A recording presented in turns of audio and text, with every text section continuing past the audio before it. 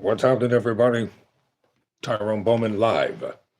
Welcome to the program on this Saturday afternoon or Saturday evening. Welcome to the program to everybody, wherever you are, locally, around the country, and around the world. So let me kind of get situated back here on today. I'm going to be talking about a number of things from the ChristianPost.com today. There's a whole lot of articles I found. So I'm doing this for those who are part of a religious community, or if you're Christian in nature. So I'm going to bring you some news, hopefully that you can use from a Christian conservative perspective, and just to find out what's happening in the nation. All right. So as always, welcome to the program. Welcome to the conversation. Let's get started. And before I get started, I want to say thank you to all of our subscribers here on Tyrone Bowman Live. I appreciate all of you who are sticking it out with a brother. Sometimes it's easy going, sometimes it's a little rough, but nevertheless, I respect each and every one of you that come on this program, all right? Okay, according to the Christian Post, the first article that I'm going to read, it was written by Ryan Foley, a Christian Post reporter. And the headline reads, Trump's week in review, ICE deployed to airports, Trump's signature to appear on U.S. currency. All right, let's find out what's going on here, ladies and gentlemen. Number one, Trump deploys ICE to airports amid ongoing government shutdown. In a message posted on Truth Social Sunday, Trump announced that beginning Monday, immigration and customs enforcement agents would be deployed to U.S. airports to help ease long security lines. The delays were caused by Transportation Security Administration workers calling out of work during the lapse in federal funding for the U.S. Department of Homeland Security, which oversees the TSA. The agency has gone more than a month without funding, meaning TSA workers have been required to work without pay. So funding for the DHS lapsed after the Republican-controlled Senate failed to secure enough votes to pass the Homeland Security and further additional Continuing Appropriations Act. That's called the SAVE Act. Of course, the Democrats were not going to vote for the SAVE Act. And I'll probably talk more about that in a separate video. But right now, I want to keep it down to the religious news headlines from the ChristianPost.com. On Friday, House Republicans rejected the latest proposal to end the shutdown, pushing back on the Senate-passed proposal to fund all of DHS except for Immigration and Customs, or ICE, enforcement and the Border Patrol. In a statement Friday, the DHS said that TSA agents would receive paychecks starting on Monday at the direction of Trump. TSA officers are now losing their homes and cars, struggling to put food on the table, and are experiencing all-around financial catastrophe because of this extended shutdown, the third they've experienced in just 6 months. A DHS spokesperson said in the statement, travelers are facing record-breaking wait lines stretching hours and hours long, causing missed flights, unnecessary delays, and headaches. Well, yeah, it is an inconvenience, ladies and gentlemen. Also, the DHS Secretary was sworn in as their government shutdown continues. Mark Wayne Mullen was sworn in as Secretary of Homeland Security on Tuesday, as the agency's funding remains a focus of national attention during the ongoing government shutdown. Mullen, a former Republican senator from Oklahoma, was confirmed by the U.S. Senate in a 54-45 vote Monday. All but one Republican supported his confirmation, with Senator Rand Paul of Kentucky as the lone holdout. Two Democrats, Senator John Fetterman of Pennsylvania and Senator Martin Heinrich of New Mexico, broke with their party to support him. Mullen was sworn in by U.S. Attorney General Pam Bondi at a White House event Tuesday. Quote, I don't care what your color or your state is. I don't care if you're red or you're blue, Mullen said at the event. And at the end of the day, my job is to be Secretary of Homeland Security and to protect anybody, Mullen's confirmation comes less than 3 weeks after Trump announced his resignation, his reassignment of former DHS Secretary Kristi Noem to serve as the special envoy for the Shield of the Americas and named Mullen as her replacement. Trump praised Mullen as someone who gets along well with people and knows the wisdom and courage required to advance our America First agenda, and said he will keep our border secure, stop migrant crime, murders, and other criminals from illegally entering our country, end the scourge of illegal drugs, and make America safe again. While we're at it, let me just add this. And what about the corruption in politics? Can he also stop that as well? Because there's a lot of corruption from the right and from the left, as they want to call it. See, let's address that as well, since we're talking about addressing corruption. Let me get back to the Christian Post articles here, because there's so much here that I've got to talk about. And here's an article concerning anti-Semitism. Oh, now it says the article, oops, this page is not available. Go to the home page. Well, why is it not available? I see. And this is within the Christian Post, and the article on anti-Semitism is not available. It was written as an opinion, and I wanted to read it, but it's not there, ladies and gentlemen. I don't know why. But this article is here. Let me go back. Now, this is something to be concerned about.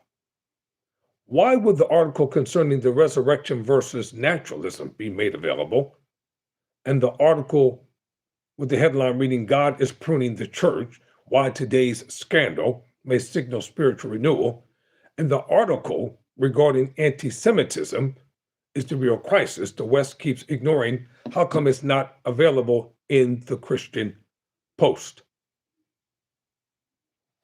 All right, let's see if I can find it.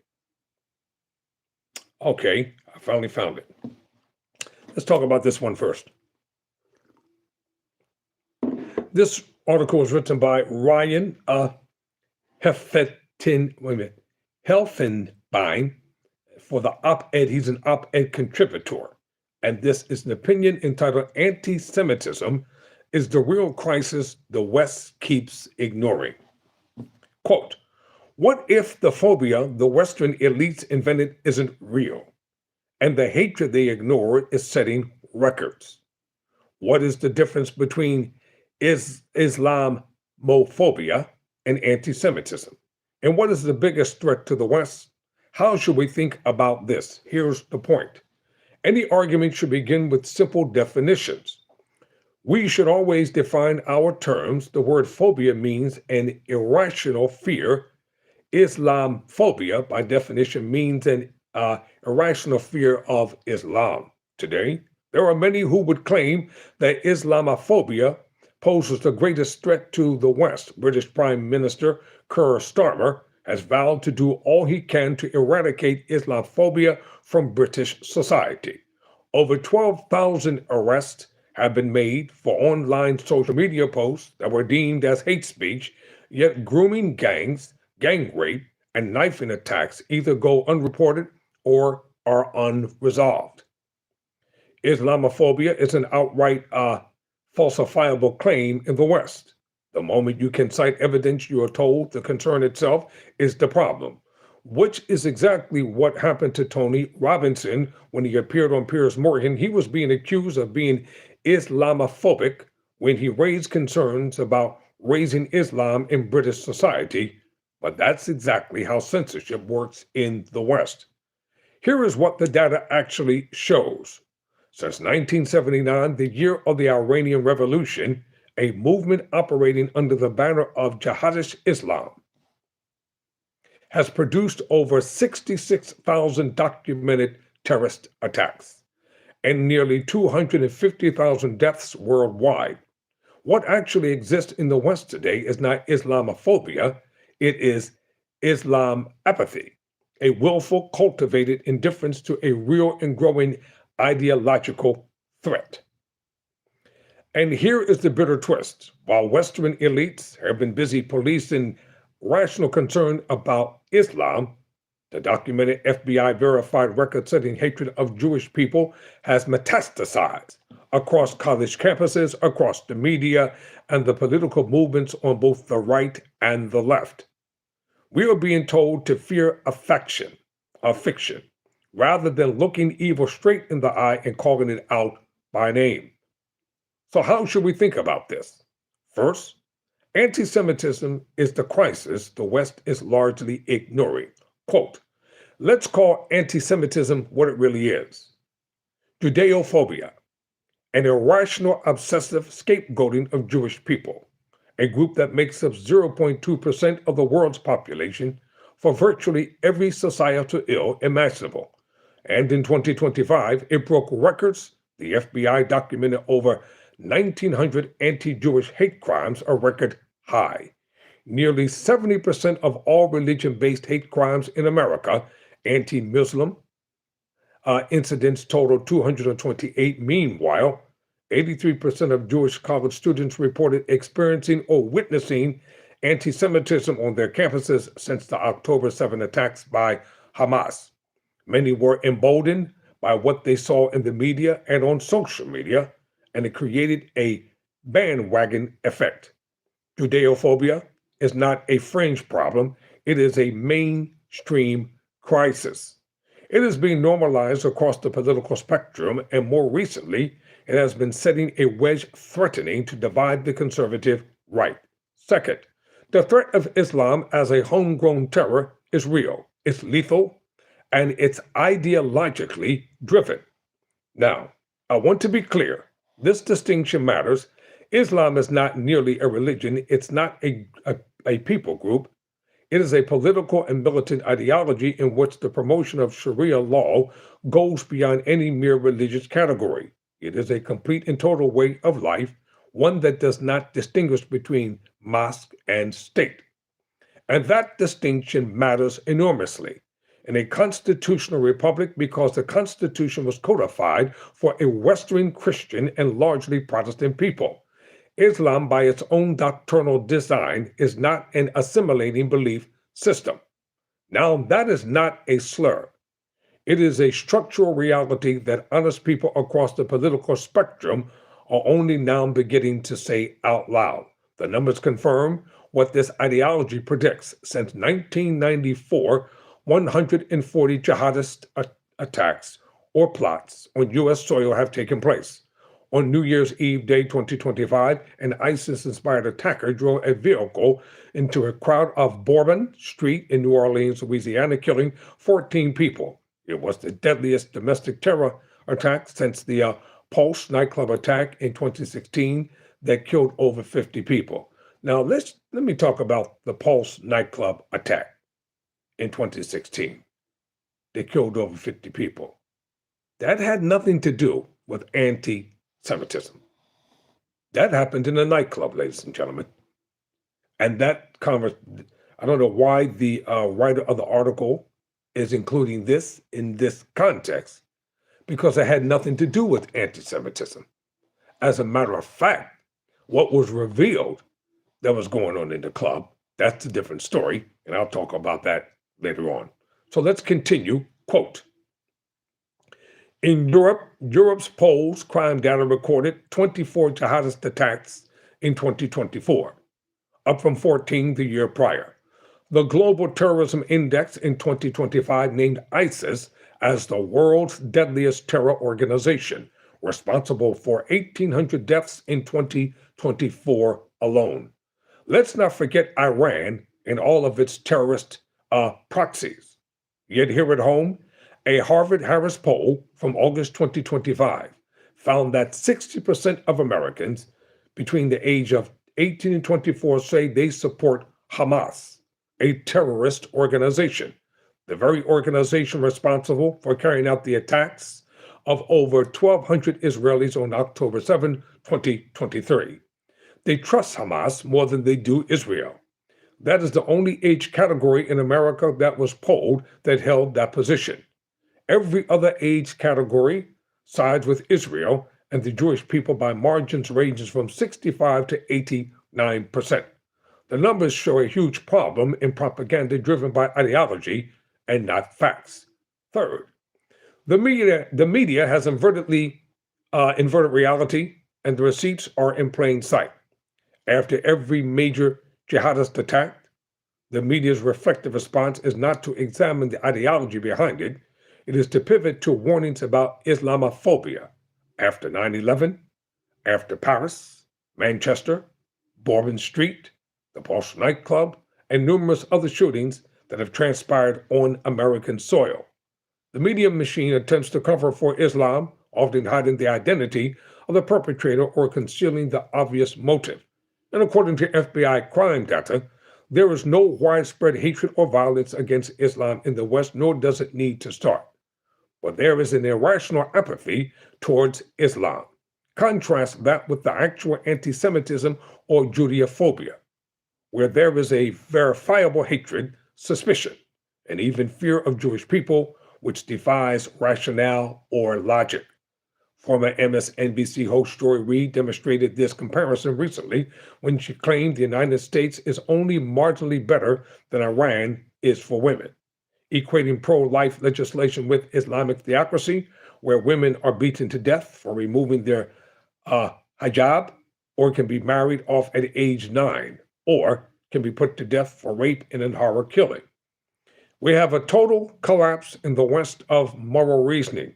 If we are incapable of making this moral distinction in the West, we will soon lose our civilization to a retrograde Islamic ideology that will not rest until there is total domination of society, and that society has reverted back to 7th century barbarism. Fourth, truth is a theological obligation, not just a political option.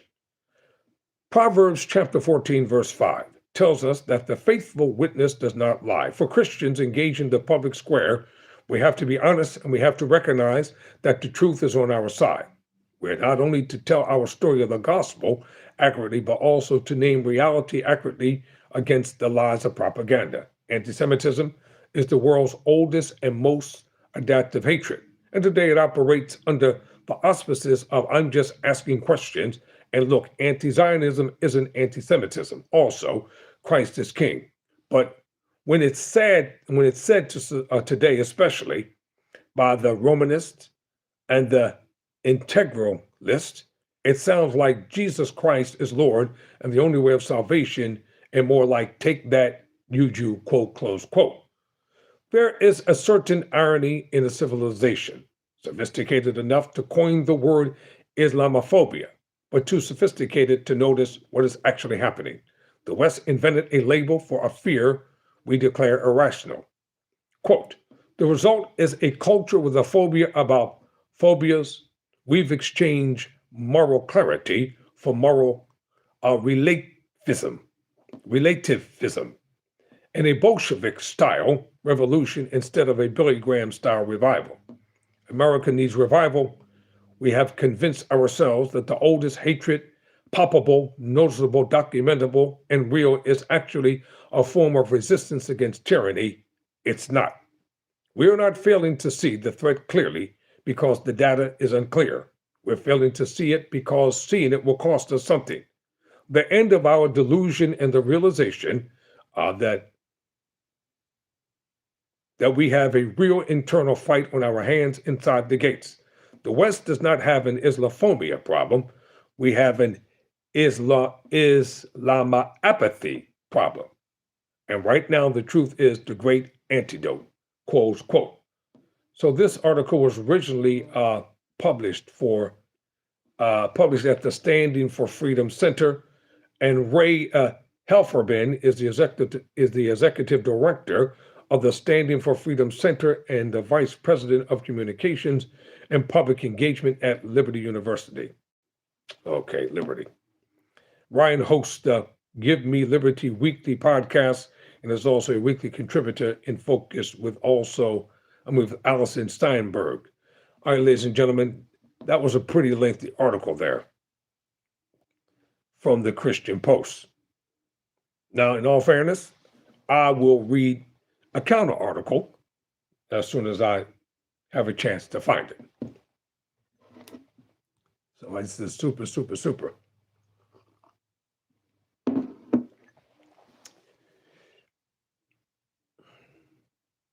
Over 500 volunteers are set for, quote, a day of service at a Texas mega church. Well, let's find out what this is all about. Who's this article written by here? It just says by Christian Post staff. For more than a century, Highland Park United Methodist Church has made service a cornerstone of its identity. And on Saturday, the congregation will once again transform that commitment into action during its annual church-wide servicing day. The event, held every year on the day before Palm Sunday, brings hundreds of volunteers together to serve alongside local partners fighting poverty and supporting neighbors across Dallas. This year's gathering is expected to draw around 525 congregants, ranging from toddlers to those in their early 90s. The roots of service at HMUMC run deep. I guess Highland Park United Methodist Church run deep.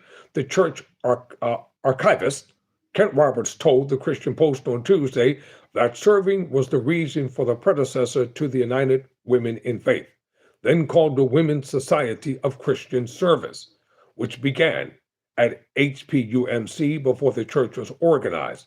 As early as 1917, when the congregation was just beginning to worship as a group, the whole church got together to serve. During World War II, church facilities supported war efforts such as rolling badges and Red Cross training. By the 1970s and 80s, family and hands-on community involvement grew, including the creation of the Agape Clinic in 1983 and the Carpenters for Christ's Habitat for Humanity initiative.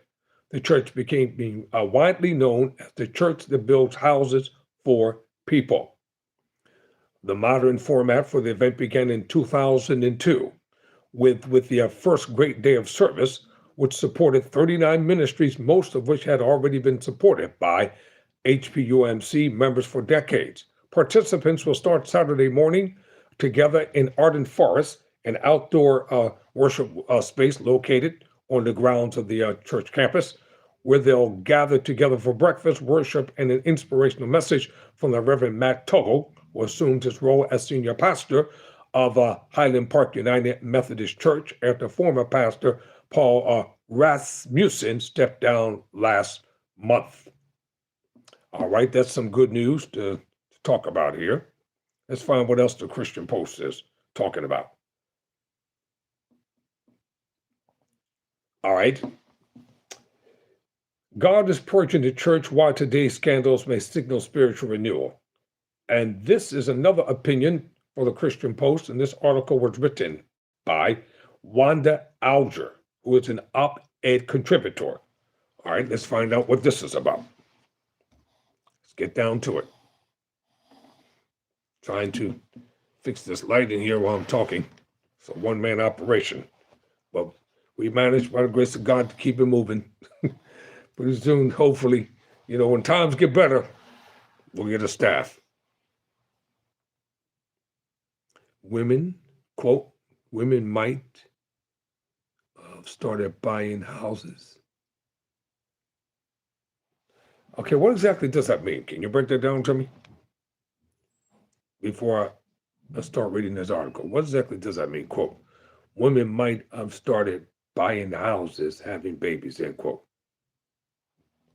So, what does that mean, Columbus? Books?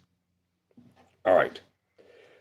All right, the ongoing exposure of various sins and compromised leadership practices that have been operating within churches has caused a sobering recognition of years-long festering corruption.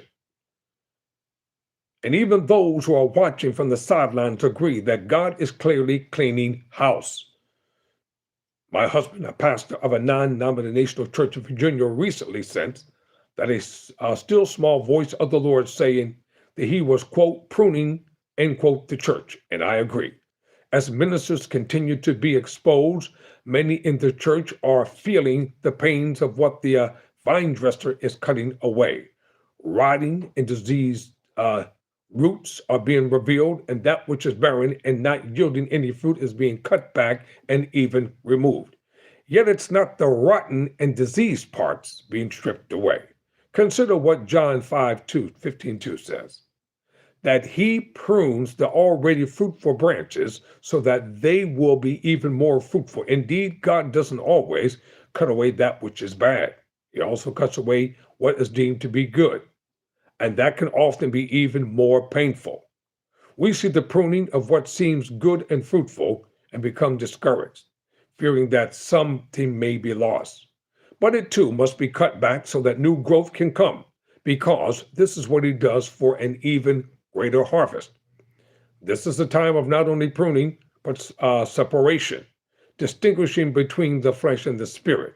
It is a process of identifying that which is true and holy and that which is carnal and defiled. It's the Holy One confronting mixture and double-mindedness in the body of Christ. And we shouldn't be surprised. This is what happens for any of us who desire to abide in the vine. For his desire is that we bear much fruit for the kingdom and for his glory. Thankfully, for those who've had ears to hear and eyes to see what is coming out this pruning season, there has been some good and much needed fruit that has emerged. Even though there are disagreements concerning some of the charges and allegations against various leaders and ongoing debate about the process involved, particularly given the imperfect fora that social media, indisputably good fruit is being to bud. Amid this cleansing, I have personally seen believers starting to speak or starting to ask more questions about who they follow and reconsidering what scripturally qualifies someone who claims spiritual authority. Many are also beginning to take more time to study what the Word says about the supernatural, godly leadership, and how the church should be governed. The gifts of the Spirit are being examined more carefully according to scriptural protocols instead of cultural preferences or personal experiences.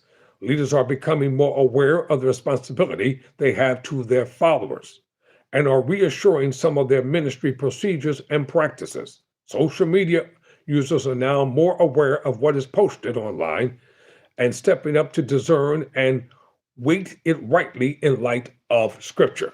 I'm also witnessing a new budding generation of leaders embracing the challenges and starting to bring reformation to both sound doctrine and operating in the gifts of the Spirit. Teachers of the Word and seers in the Spirit are beginning to collaborate and consult together in order for the Word and the Spirit to walk side by side, for there was never meant to be any division between them.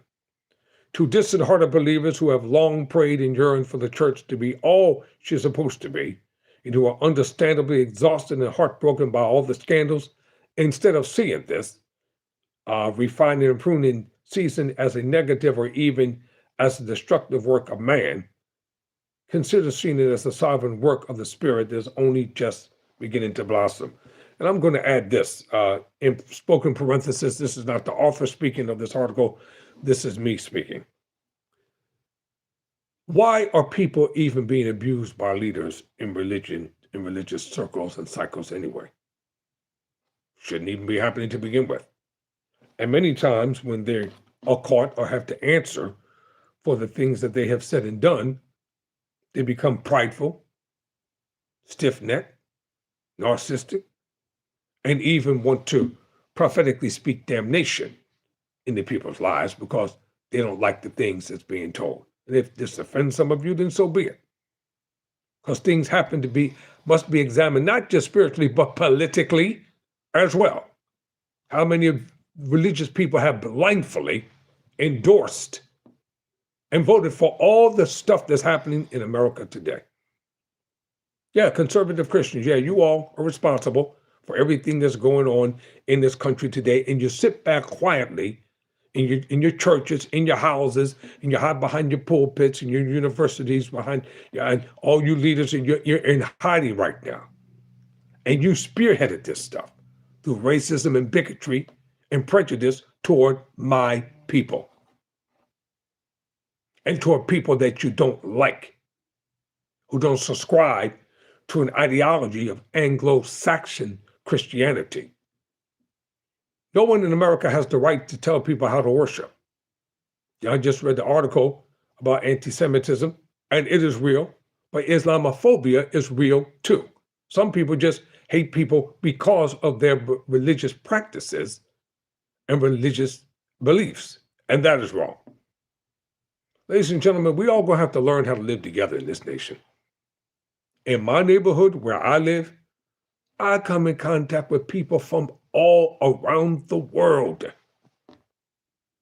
There are white people, there are black people, there are Koreans, there are Asians, there are Japanese, there are Chinese, there are Latinos, there are Mexicans, there are people from Ukraine, there are people from Russia, there are people from Saudi Arabia in my neighborhood. We got Protestants, we have Orthodox Jews, we have Messianic believers in our neighborhood, we have Orthodox Muslims, we have Nation of Islam Muslims in our neighborhood. I come in contact with all kinds of people every single day.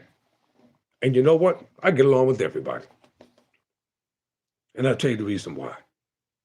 Because I don't have a problem listening to differences of opinions.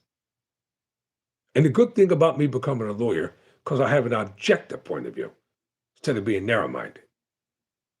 You might not like what somebody believes, but they have a right to believe it.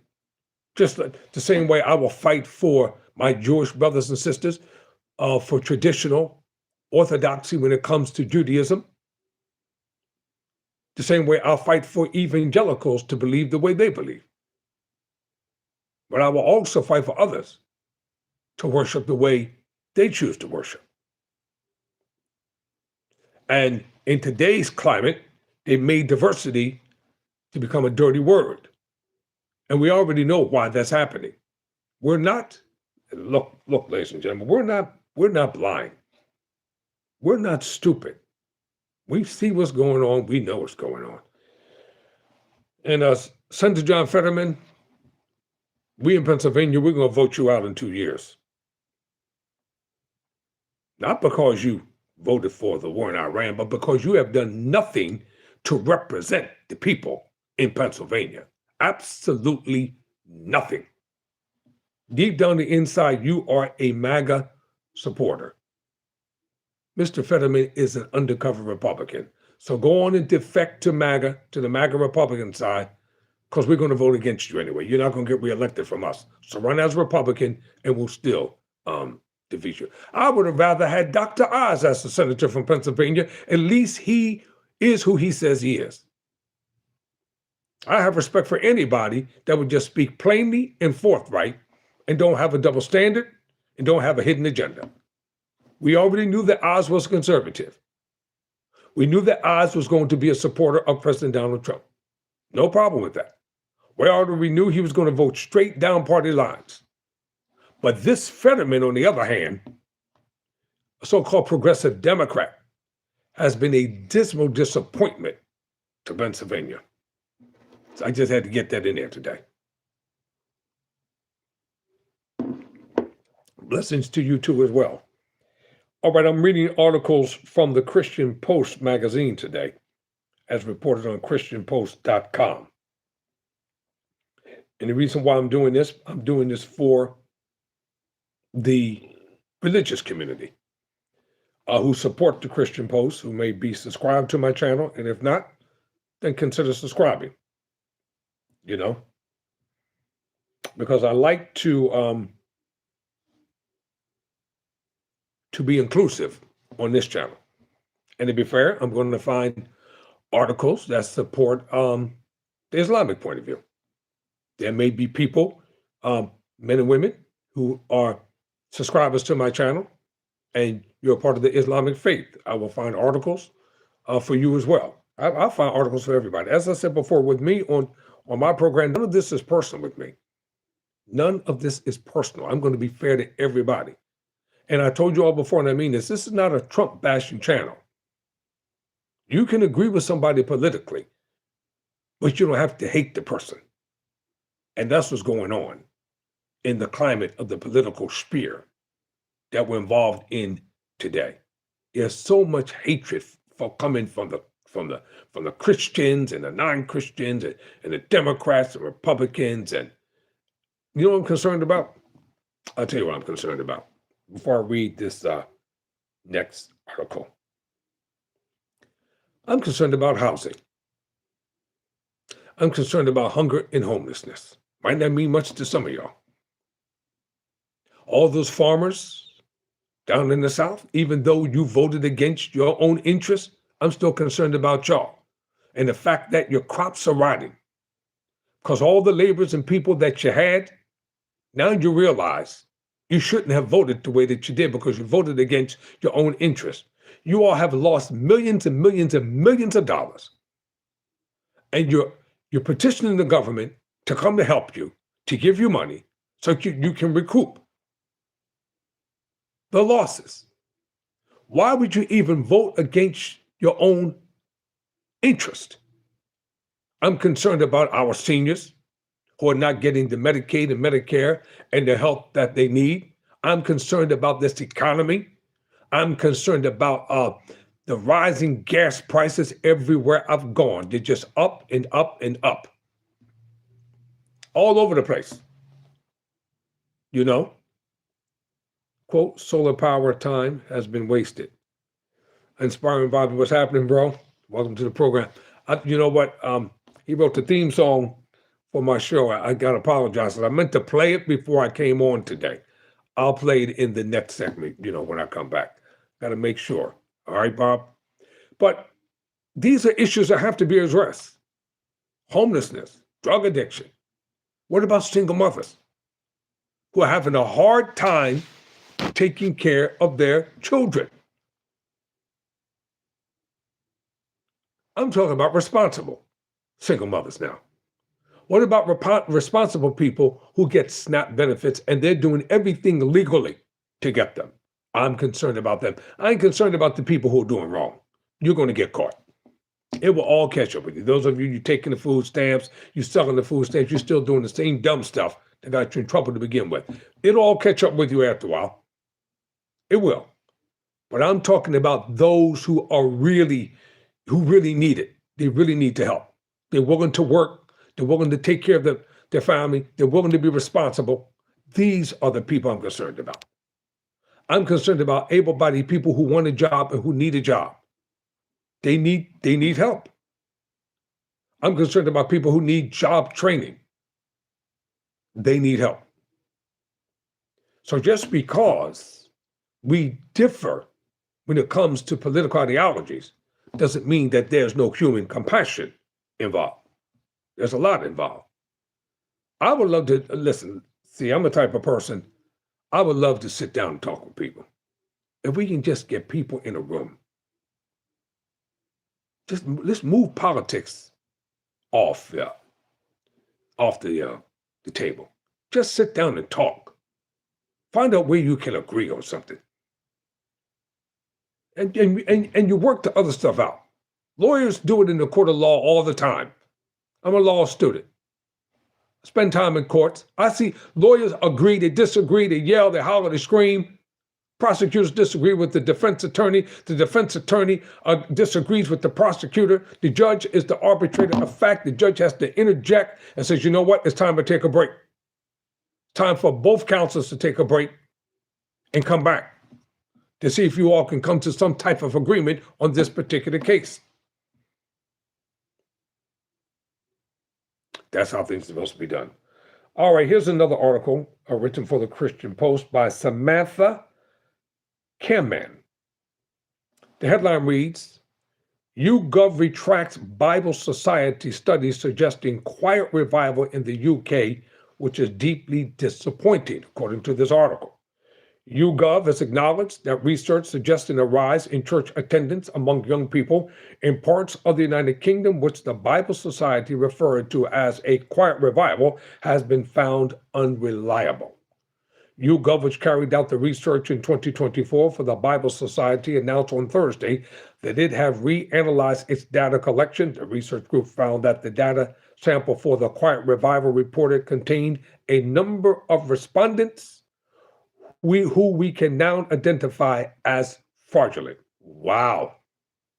Quote, YouGov takes full responsibility for the outputs of the original 2024 research, and we apologize for what has happened, end quote. YouGov CEO Stefan Shakespeare, no relation to William Shakespeare, said in a Thursday statement, "We would like to stress that Bible Society has at all times accurately and responsibly reported the data we supplied to them. We are running the survey again with Bible Society to get robust data on this topic," end quote. Well, why don't you just admit that you were wrong? What? Why is it so hard for people to just admit that you were wrong and we're gonna correct it and make it right? That's it. You know, if I make a mistake, if I get something wrong, I'm going to say I'm wrong. I'm not going to say, well, you know what? It was just a slip. My bad. Oops. No, if I'm wrong, I'm wrong. That's it. No sugarcoating it. No placating. No trying to cover it up. No trying to ignore it. Right is right. Wrong is wrong. Bible Society, you made a mistake. Own up to it. Dawning on two YouGov surveys, quote, "The Quiet Revival," end quote, report indicated that the proportion of adults in England and Wales who both identify as Christian and attend church at least once a month has risen from 8% in 2018 to 12% in 2024. Among 18 to 24-year-olds, the figure reportedly increased from 4% to 16%, with more than a fifth of young people in that age bracket reported to be attending monthly, a particularly sharp rise. Women of the same age group were also reported to have increased attendance from 4% to 12%. The study received considerable attention from several media outlets and members of the public who were excited about the reported rise in church attendance. Several sociologists and polling experts, however, argue that the findings conflicted with long-term data, prompting YouGov to reanalyze the research. Bible Society CEO Paul Williams said, "Hey, Paul, are you watching? Since you're the CEO of the Bible Society, you all have a branch in Center City, Philadelphia. Why don't y'all modernize that place and clean it up? That place is a mess downtown. It's old, it's shabby, it's dirty, and you call it the Bible Society of America. Clean that face up and modernize it. And make it look nice. It looks like a dump. I just got to tell it the way it is. It looks like a dump. And it's on the corner in a prime location. Fix it up." So Paul Williams, who's the CEO of Bible Society, said the news is discouraging in a Thursday statement released on Bible Society's website. Williams said the Bible Society had received assurances from YouGov that over a 15-month period regarding, quote, "the robustness of methodology and the reliability of the report's conclusions," end quote. "We are therefore deeply disappointed that YouGov not only made an error, but also that it only discovered this so recently," Williams stated. "We are grateful that YouGov's Chief Executive Officer, Stefan Shakespeare, has personally apologized," end quote. Bible Society commissioned YouGov to understand, quote, "what is truly happening on the ground," while he acknowledged YouGov's error. I'll leave it right there. Let me tell you what are the fastest growing religions in the world. You ready? Judaism, Islam, Christianity. Mormonism is still growing. Jehovah's Witnesses, they iffy. So is Harrisburg, PA. Okay. All right, ladies and gentlemen. Now listen, if there are stories that you want me to talk about, because I cannot get everything. This is an interesting article. I cannot get everything, but if there are stories you want me to talk about that are important to you, send them to me at Tyrone Bowman Sr. at gmail.com. That's Tyrone Bowman Sr. at gmail.com. And if you send it, send the full article. Don't just send part of it. Send all of it. And make sure a name is attached to it so I can give you credit for sending it. All right, the DOJ investigates California and Maine for housing male inmates in women's prisons. What the Sam Hill and all get out is going on here? How do full-blooded males end up in women's prisons? You mean tell me they didn't figure this out? when they brought them to the processing plant. Samantha Kamen wrote this article. All right, here we go. Let's get down to it. The Trump administration is investigating whether the practice of housing trans-identified males in women's prisons in Maine and California, despite concerns about sexual assault and harassment, violates the constitutional rights of incarcerated women. I agree. I agree 1,000,000%. Point blank. I agree. Men should not be housed with women. Whatever your birth certificate states, then that's who you are when they bring you in.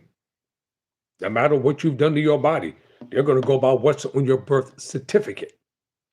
They're not going to go by what you call yourself. You have the right to be whatever you want to be.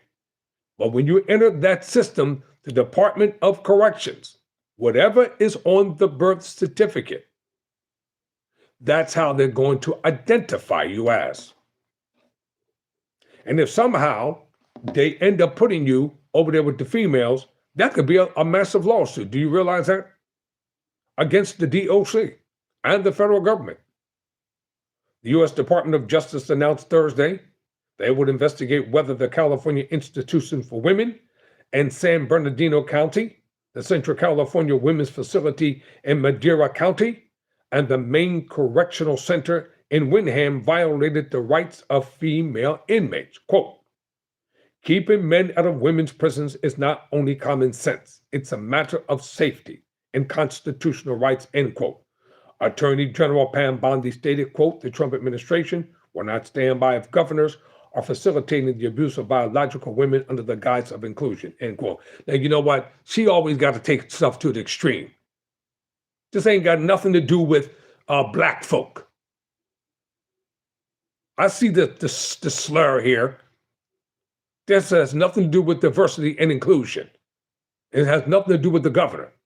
How would the governor know if this is going on if it wasn't brought until it was brought to his attention? And Governor Newsom would not go along with this. I'm so tired of these Republicans acting like they have the moral compass to the entire world, and they got a lot of filth and trash and garbage and perversion going on in the Republican Party. Now let's get down to the nitty-gritty here, ladies and gentlemen. Everybody who's supposed to be a Democrat or Democratic supporter is supposed to be demonized. And everybody who's supposed to be Republican is supposed to be Christian and love Jesus. Are you kidding? Are you serious? You trying to convince me that all these Republicans are Christian? You got KKK folk in the Republican Party. Proud Boys, racist boys, white boys. All these people who wear the hoods, they're in the Republican Party. And you're going to try to tell me that they follow Jesus? No, I'm not going to buy that. And the Christian Post is slanting this article to favor Republicans. But I'll continue to read it because I'm objective, but I'm going to point out where errors occur. Quote, in 2020, California Governor Gavin Newsom signed the Transgender Respect, Agency, and Dignity Act.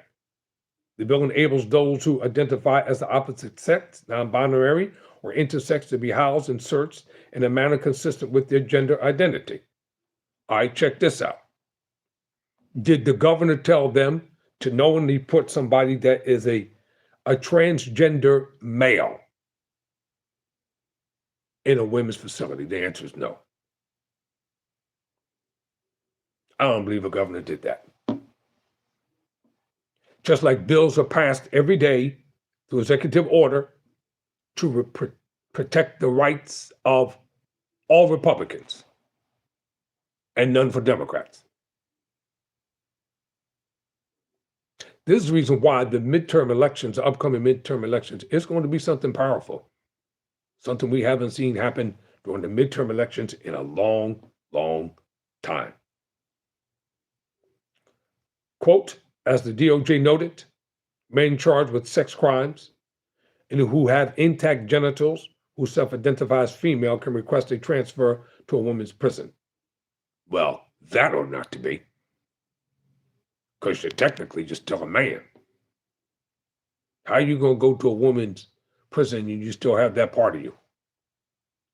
The federal agency says it has seen reports of sexual assaults, rape, voyeurism, and a pervasive climate of sexual intimidation due to the presence of males in the women's prison.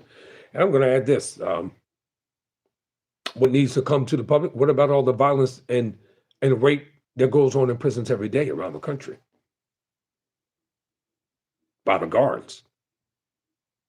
You know how many of these so-called COs have raped women and sexually assaulted them and impregnated them, and it goes unwarranted, and nobody wants to talk about it? It's covered up. They just get transferred from one prison to another. That should be on the table as well. Study everything, find it all. All right. The DOJ is investigating if California deprived female prisoners of their right to freedom of speech and religion under the First Amendment during its investigation. The federal agency will also determine whether female inmates were deprived of the protection guaranteed by the Eighth Amendment, which prohibits cruel and unusual punishment, and the 14th Amendment, Equal Protection Clause. Well, the Eighth Amendment,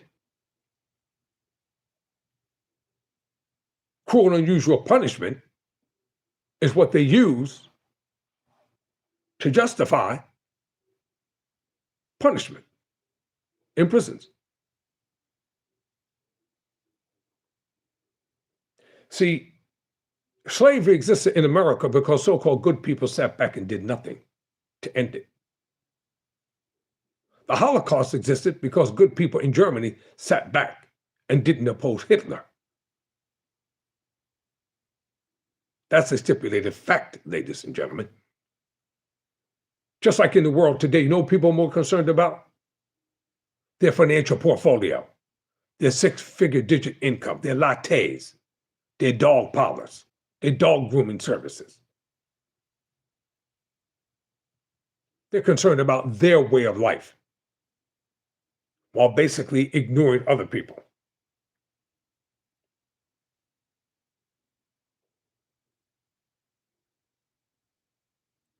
All right, we'll find out exactly how this is going to go. I've been on here for a while, and I'm ready to take a well-deserved break. There's much more.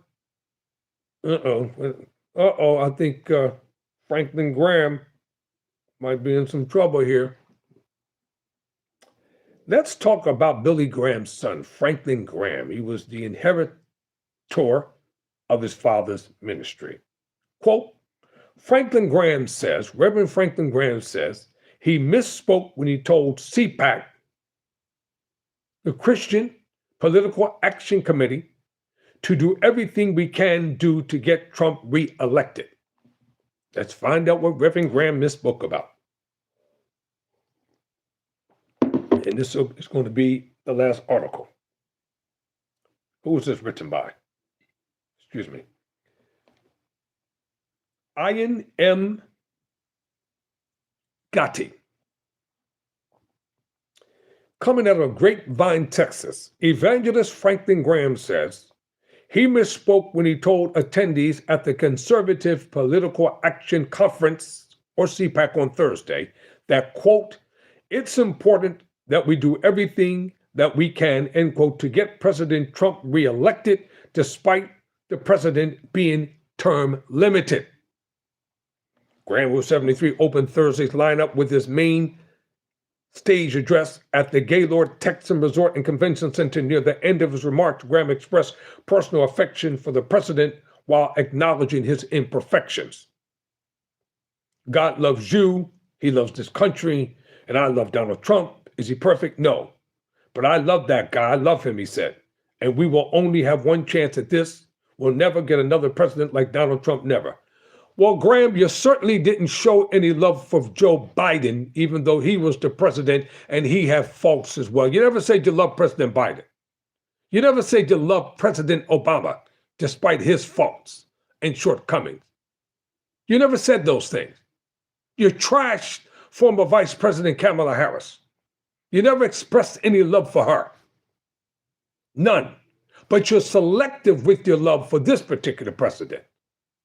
And then you want to try to justify all his shortcomings while making sure you addressed all the shortcomings when it came to Obama, all the shortcomings when it came to Harris, and all the shortcomings when it came to Biden. What hypocrisy coming from this evangelist. Hypocrite. Yeah, I said he's a hypocrite. Yeah, I said it. A hypocrite. Here's the reason why I have great problems with the conservatives. I'm talking about the Christian conservatives. I don't care about the heathenistic Republicans who don't profess God. But you so-called evangelical Christians, Bible quoting, Bible carrying, scripture quoting individuals, I have great problems with y'all. Because you love the issue of slavery, but you don't want to address it. You're talking about being so conciliatory when it comes to black people, but you won't do anything to help black people. You always talk about how much you love Jesus, but you don't want to really dig deep into representing Jesus the way you're supposed to. And you conservatives get a lot of money from this administration. Oh, yes, you do. That's why you won't open up your mouth and say anything bad, say anything negative, say anything non-counterproductive. Because you want that money to continue to come in. You, Franklin Graham, you had no love for President Obama. None. You had no love for him. You had no love for President Biden. As a matter of fact, y'all damned him to hell. And you still don't have any love for Kamala Harris. Y'all don't express any concern or empathy for Biden as he's undergoing a serious cancer treatments. And he selectively said this stuff at CPAC.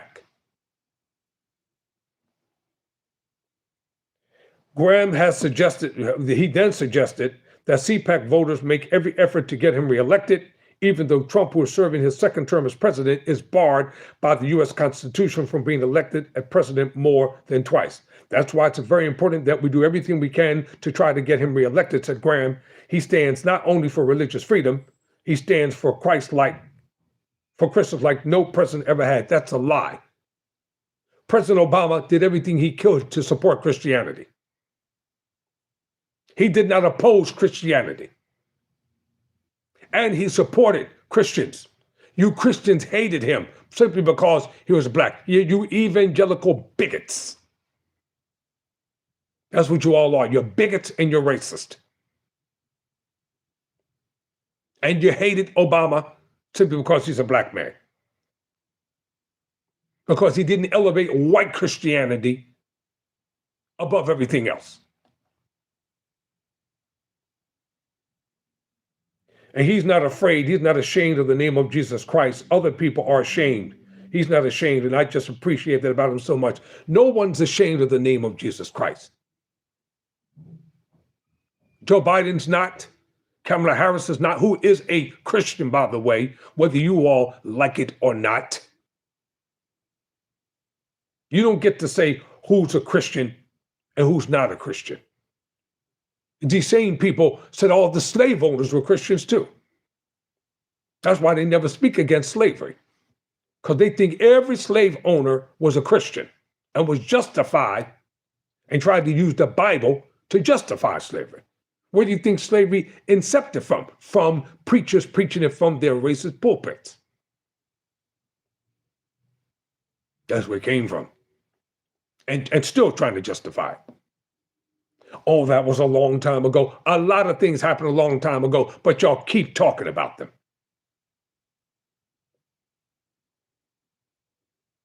And y'all still keep talking about them.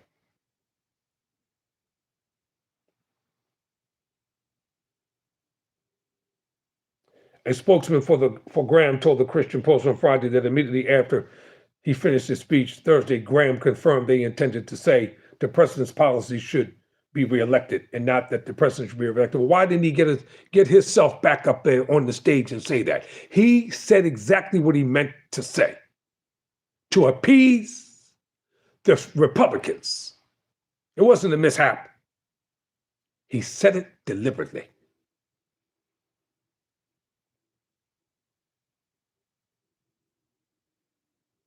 Okay. And Trump has repeatedly referenced the notion of running for a third term, which despite its unlikely, unconstitutionally inspired a slew of Trump 28 merchandise at Cite 2026.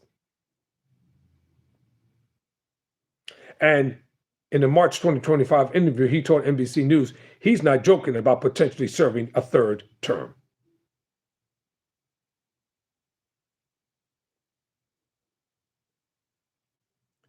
You know, that's why I can't get with you evangelicals. Because I know deep down inside y'all a bunch of racists. That's what y'all are. And I will never, I don't care what you evangelicals support, I'll never support it. Because I know you only want to be around Black people for money. That's it. You'll use Black people for their money to your slick advertising campaigns through social media, to your slick advertising mail-in campaigns. And then you have a nerve in your campaigns, because I've read a lot of stuff. All you do is condemn the Democrats and worship and praise the Republicans. Just like the ChristianPost.com. They don't say anything in favor of Democrats. Nothing. Democrats can do no good. Everything with the Democrats is bad. Everything with the Republicans is good. Well, that's why I have a different perspective, a different spin. All right, ladies and gentlemen, it's time for me to take a break. I'll be back later on. Thank you all for watching. Never surrender. Never quit.